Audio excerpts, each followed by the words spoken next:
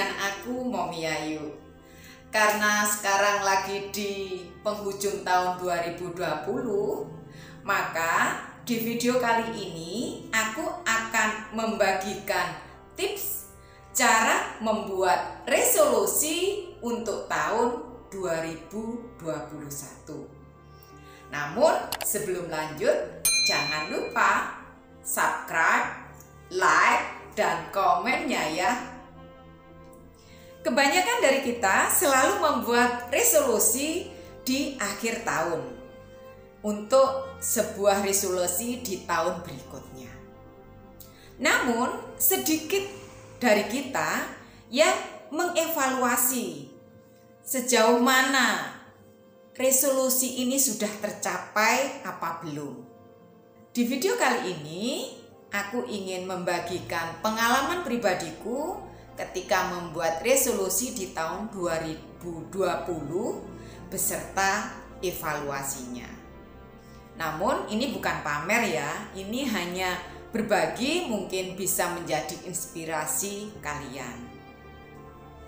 Tips yang pertama, tentukan dulu apa yang menjadi resolusi kalian. Jadi tentukan apa yang menjadi impian yang ingin dicapai di tahun depan. Kemudian kita buat skala prioritas. Karena mungkin resolusi kita itu banyak sekali, maka kita buat skala prioritas. Jadi, hal apa yang paling ingin kita capai di tahun depan ini kita jadikan prioritas pertama. Kemudian, hal apa lagi yang ingin kita capai kita jadikan prioritas yang kedua. Begitu juga untuk yang lainnya. Saran saya, jangan terlalu banyak ketika membuat resolusi. Karena ketika terlalu banyak nanti akan kesulitan untuk mengeksekusinya. Yang berikutnya adalah mengatur strategi agar resolusi ini bisa tertarget atau bisa tercapai. Kita bisa membuat rencana harian, mingguan, 2 mingguan, atau bahkan bulanan. Ini adalah langkah-langkah kecil agar bisa mencapai target yang kita inginkan. Yang berikutnya adalah memotivasi diri yang kuat.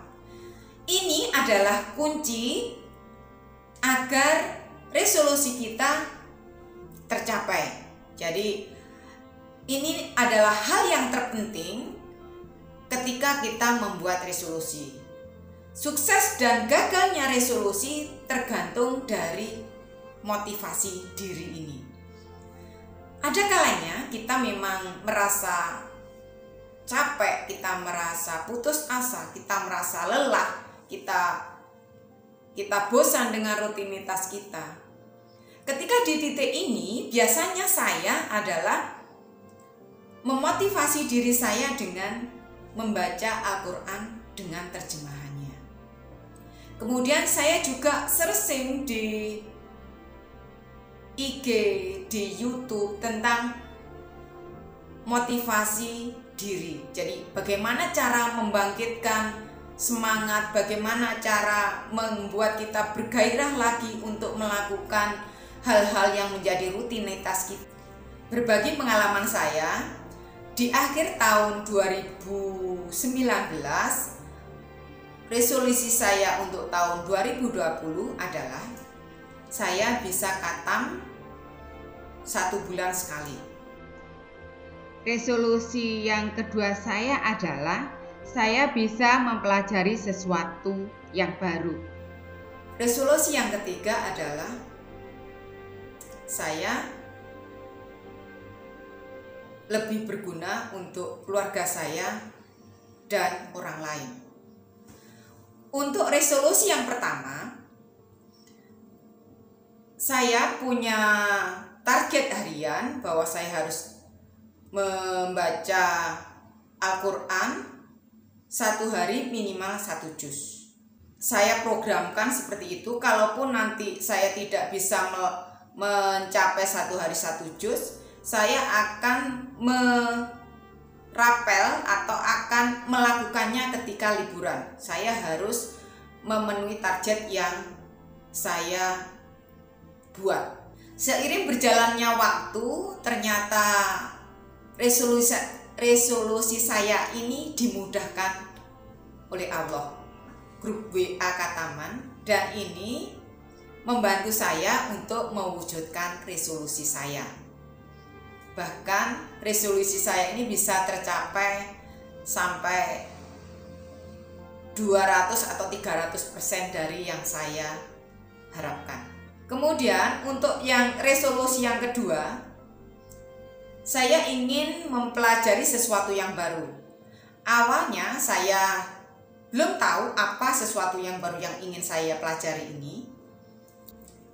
Tapi karena suatu keadaan yang membuat segalanya berubah, yaitu dengan adanya kegiatan mengajar daring, memaksa saya untuk mempelajari sesuatu yang baru. Banyak hal-hal baru yang saya sebelumnya tidak bisa sama sekali, tidak tahu sama sekali, saya harus bisa dan harus belajar. Beruntungnya saya untuk hal yang kedua ini juga tercapai. Karena dengan adanya kegiatan pembelajaran daring, saya punya banyak waktu untuk bisa belajar mandiri di rumah. Saya biasanya menggunakan aplikasi yang sangat membantu kehidupan saya, yaitu YouTube. Untuk yang ketiga, resolusi yang ketiga ini berdasarkan evaluasi saya pribadi, maka untuk yang bisa bermanfaat untuk keluarga dan orang lain, sementara masih 50%, mungkin masih bisa bermanfaatnya untuk keluarga, sedangkan untuk orang lain mungkin cuma bisa 10% saja. Jadi target yang ketiga ini masih 60%. Mungkin target yang ketiga ini yang harus saya optimalkan untuk tahun depan. Itulah tips cara membuat resolusi untuk tahun 2021 ala saya. Semoga bermanfaat dan menginspirasi. Terima kasih telah menonton. Sampai jumpa di video berikutnya.